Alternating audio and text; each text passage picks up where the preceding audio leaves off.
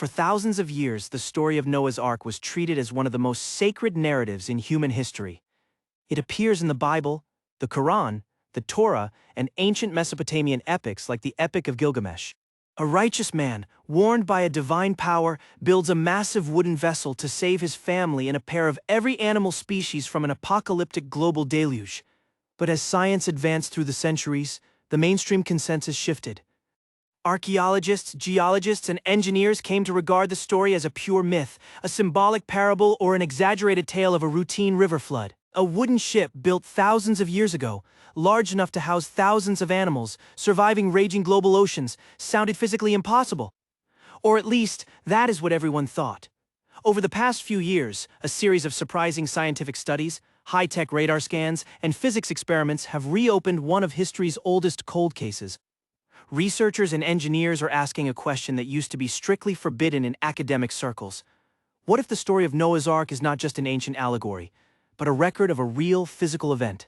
To understand why scientists are re-examining this mystery, we first have to look at the sheer scale of the vessel described in ancient texts. In the book of Genesis, God commands Noah to construct an ark using gopher wood, sealed inside and out with pitch. The dimensions given are remarkably specific: 300 cubits long, 50 cubits wide, and 30 cubits high. Convert those ancient measurements into modern units, and you get a massive ship roughly 515 feet long, 85 feet wide, and 50 feet high. To put that into perspective, that is longer than a standard American football field. It would have been roughly the size of a modern 5-story building, with a total volume capacity equivalent to hundreds of semi-truck trailers or dozens of city buses parked end to end.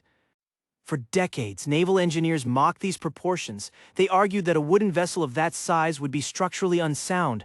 Throughout history, the largest wooden ships ever built by modern civilizations, such as the 6-masted schooner Wyoming constructed in 1909, struggled immensely with structural integrity. The Wyoming was 450 feet long, and even with iron reinforcements, its wooden hull flexed violently in rough seas, leaking constantly until it eventually sank. If early 20th century engineers with advanced machinery could not build a reliable 450-foot wooden ship, how could an ancient patriarch construct a 515-foot vessel that survived the worst storm in Earth's history?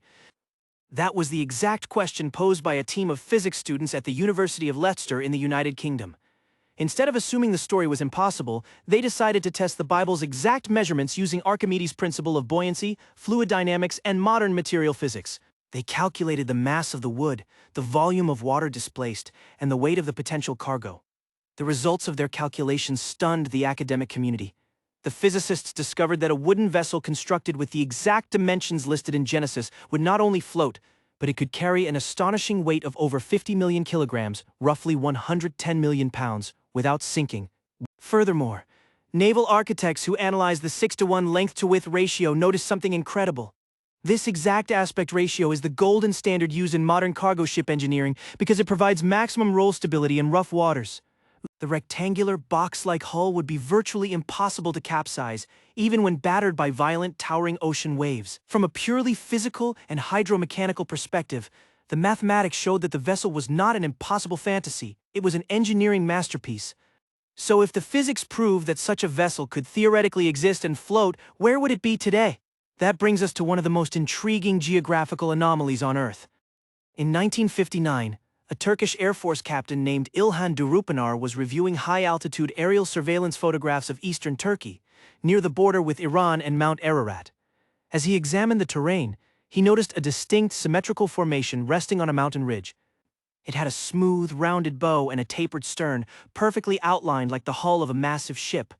What shocked geologists when they first visited the site was the length. The formation measured almost exactly 515 feet long, matching the biblical conversion of 300 cubits down to the precise metric range. For years, mainstream geologists dismissed the Durupinar site as a mere optical illusion, a natural rock formation created by mudflows and differential weathering. But over the last decade, independent research groups equipped with groundbreaking technology returned to the Turkish mountains to look beneath the surface. Using 3D ground-penetrating radar and electrical resistivity tomography, research teams scanned the interior of the formation without digging up the soil. What the radar screen displayed was mind-blowing. Instead of random solid bedrock, the scans revealed structured, parallel lines, right-angle intersections, and hollow chambers arranged in a grid-like pattern running deep below the ground. The radar picked up internal walls, potential ramps, and subterranean cavities that strongly resemble the multi-story compartmentalized deck structure described in ancient texts. Even more compelling were the chemical soil analyses taken directly from inside the boat-shaped perimeter. Soil scientists found significantly higher concentrations of organic carbon and nitrogen inside the structure compared to the surrounding earth outside the formation. This strongly suggests that a massive amount of organic biological matter decomposed inside that specific shape thousands of years ago. Additionally, scientists detected unusual iron and metal signatures along regular intervals, hinting at the potential presence of ancient fasteners, rivets, or structural supports. Of course, skeptics quickly raise an obvious objection: wood rots. If a wooden ship landed on a mountain thousands of years ago, wouldn't the timber have disintegrated into dust within a few centuries? The answer lies in a well-documented geological process: petrification. When organic material like wood is buried rapidly under thick layers of mud, silt, or volcanic ash, it is cut off from oxygen. In this anaerobic environment, flesh and wood cannot rot normally. Over time, mineral-rich water seeps through the sediment, slowly dissolving the organic wood fibers and replacing them cell by cell with stone minerals like silica, calcite, or pyrite. The result is a petrified fossil that retains the exact cellular shape and structure of the original wood, turned entirely into stone. Petrified forests exist across the globe, preserving tree trunks that are millions of years old. If a massive wooden ship was buried under a catastrophic mudslide shortly after landing, its footprint would not vanish. It would turn to stone, preserving its outline and internal walls for millennia. However, the search for Noah's Ark has also been plagued by sensationalism and outright hoaxes, which makes mainstream scientists deeply cautious.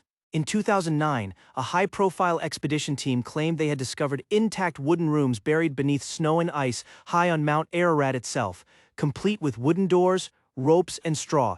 The announcement made headlines across the globe. But shortly after, independent investigators and rival researchers raised serious allegations of fraud, asserting that local guides had secretly transported old wooden beams up the mountain to construct a fake site for television cameras. This scandal dealt a massive blow to Ark research, causing conventional archaeologists to keep their distance. Today, mainstream geologists maintain that the Durupinar Formation in Turkey is simply a natural geological structure known as a syncline, a boat-shaped fold in rock layers caused by tectonic pressure and mudflow movement.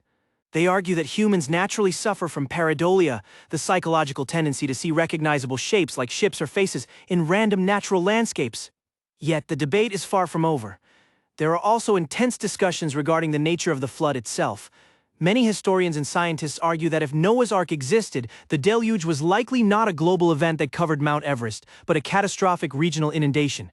Thousands of years ago, at the end of the last ice age, rising sea levels triggered massive, sudden flooding across the Black Sea Basin and the Mesopotamian plains, wiping out entire civilizations in a matter of days.